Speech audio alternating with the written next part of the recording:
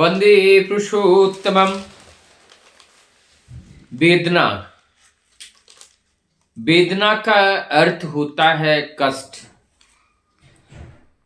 ये वेदना हमें क्या सिखाती है, वेदना की अनुभूति कैसे होती है, वेदना हमारे जीवन के लिए क्या लेकर के आती है, ये सारी बातों को आज जानेंगे।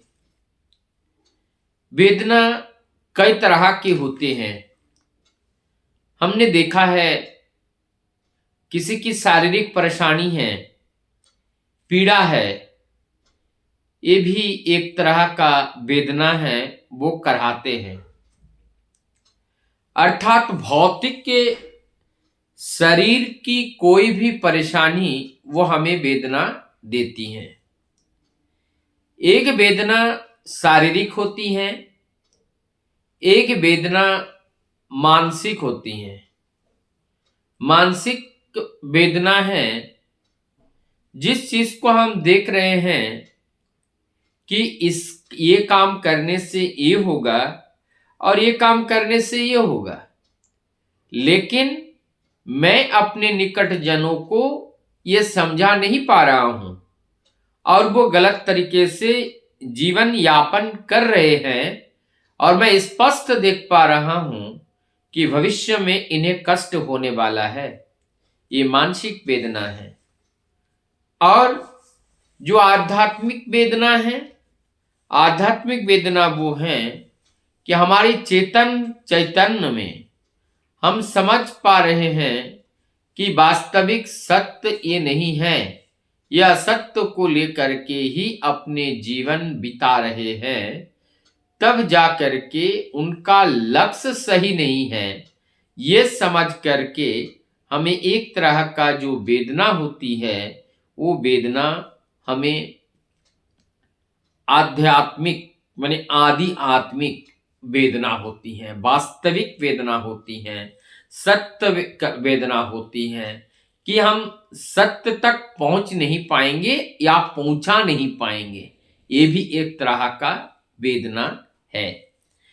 वेदना को अगर हम सहन करते हैं तो वेदना को सहन करते हैं तो वो साधना हो जाती है, और वो साधना जब होती है उसमें हमारी अनुभूतियां आती हैं और उस अनुभूति के माध्यम से हमें ज्ञान की प्राप्ति होती है।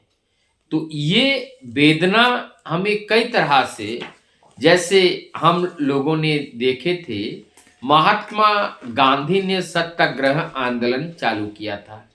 सत्याग्रह का मूल जो थीम थी कि हम सत्य के लिए खड़े रहेंगे, सत्य के लिए करते रहेंगे, यदि कोई अहिंसा भी करेगा उसको हम सहन करके हम सत्य को आगे बढ़ाएंगे।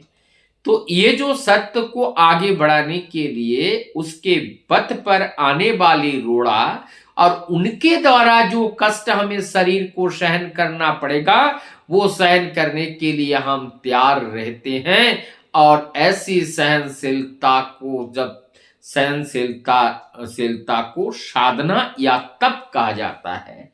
तो ये भी एक तप है, ये भी एक साधना है कि हमारी सहनशीलता के बल पर हम सत्य की राह पर अड़िग रहते हैं और सत्य को सत्य बोल करके स्थापित करने का हम प्रयास करते हैं।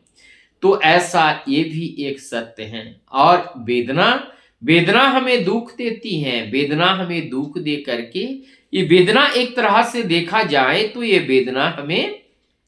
वेदना हमें सीख देती है। वेदना हमारे अंदर बोध का जागरण करती है, क्योंकि ये वेदना हमें सत्य को लगातार उजागर करती है। ये वेदना हमें सत्य की याद दिलाती है। अगर हमारे जीवन में वेदना रूपी कष्ट नहीं आता है तो हम कभी कभी पथ से विचलित हो जाते हैं, लेकिन हमारे जीवन में जब ये दुख रूपी वेदना हमें आकर के घात करती है, तब हमारी जीवन की सत्यता के बारे में हमें पता चलती है, तब जा कर के जो हम बिगड़े रास्ते पे चलना शुरू किए थे, ये दुख हमें फिर उसी ठीक राह पर लाने के लिए प्रयास करते हैं। अर्थात ये भी एक तरह का ठोकर है, और ये ठोकर ठाकुर जी के माध्यम से हमें प्राप्त होती हैं, क्योंकि ठाकुर जी हमें प्यार करते हैं और इसी वजह से हमसे कोई गलत हो वो नहीं चाहते हैं, हमसे सदैव सही हो वो यही चाहते हैं। इसीलिए हमें वो ठोकर के माध्यम से दुख या वेदना पहुंचा करके हमें उस चेतन को जागृत करके गलत राह से मोड़ करके सत राह पर लाने का प्रयास करता है। ये भी हमारा अहोभाग्य है कि उनके दया से ये वेदना हमें जागा रहा है, ये वेदना हमें बता रहा है, ये वेदना हमें सिखा रहा है, ये वेदना हमारे पूर्ववत जो सत्य है वो सत्य के पथ से हम टूटे ना, उस सत्य के पथ से हम बिखरे ना, और उसको याद दिलाने के लिए वो दुख वेदना के रूप में आकर के हमारे चेतन पटल पर घात करती हैं, और जिसके वजह से हम अपने आप को सही रखने में समर्थ हो पाते हैं।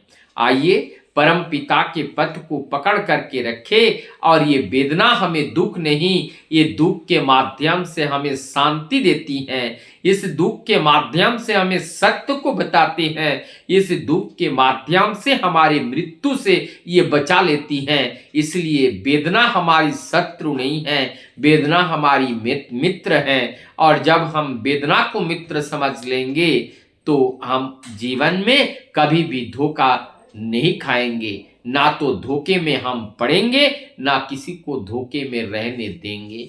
वंदे पुरुषोत्तम।